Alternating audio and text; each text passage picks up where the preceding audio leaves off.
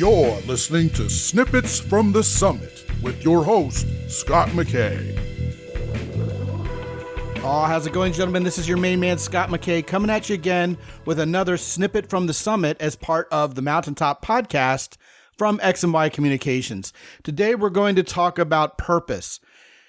This is an interesting topic because it comes up quite a bit during the course of podcast episodes, but today I want to handle it from a different angle than usual.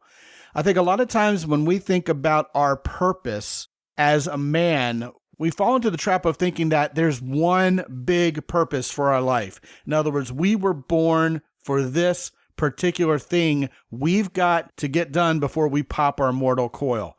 And today I want to challenge that thought process.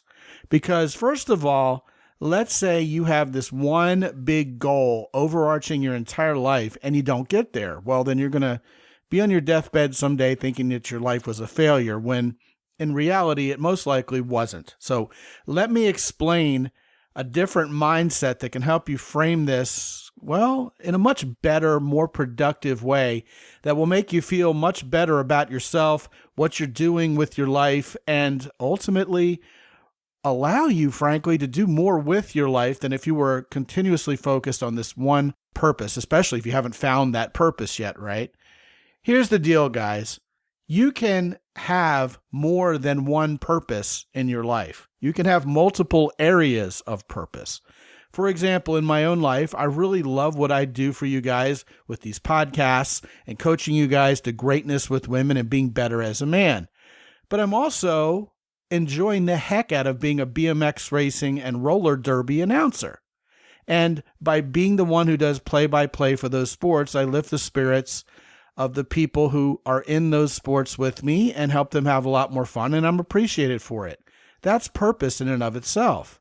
So I have two things at least going on right now. You could add on to that. I want to be a great dad, and that alone could be a great purpose. If I raise children to be wonderful humans, well, you know what? That's a valid purpose in and of itself. I think you guys get my drift there. So you can have more than one purpose. Also, and importantly, you can complete a purpose and move on to another one. For example, I'm on my third career. And at the time I left my previous two careers, I left thinking there really wasn't a whole lot left I could do or accomplish in those fields. The first one was coaching at-risk kids to do something with their lives. And that became a little bit of a vita loca when I became married for the first time and had a daughter. The second purpose was to be a great businessman, and I felt like I did as much as I could in the telecom fields before really there wasn't anything else that was exciting to me there anymore.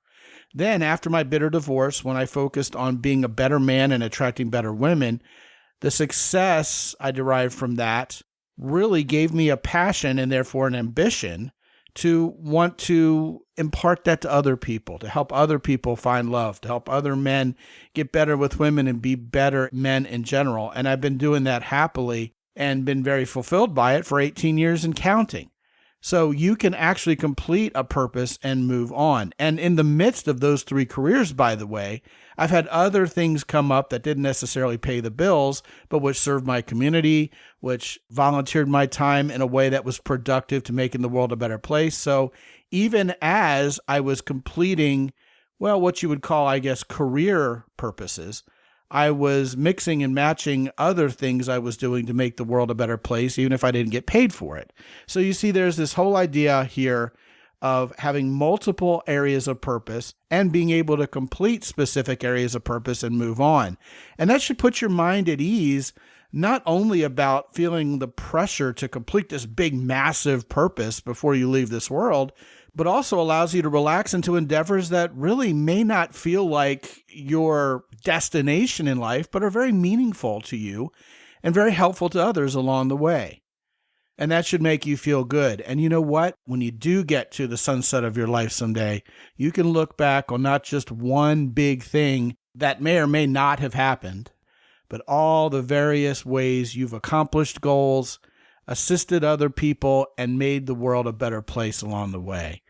And, oh, by the way, one other key piece of the puzzle to perhaps help not pressure yourself so much to accomplish this one grandiose purpose is to remember that if you accomplish 1/8 billionth of what it takes to keep this world spinning, you've done your job as a human being. Consider that. I think a lot of times we want to compare ourselves against the most famous, the richest, the most popular, when really we should be the best version of ourselves, and that should be enough. I'm not by any stretch of the imagination saying to limit your dreams. I'm just saying dream big, accomplish what you're going to accomplish, do what you're going to do, and be proud of that, because at that point you will have lived a life well lived and you can hold your head up high. Want to talk about this or anything else? Scott at mountaintoppodcast.com. Be good out there. As always, visit mountaintoppodcast.com for more.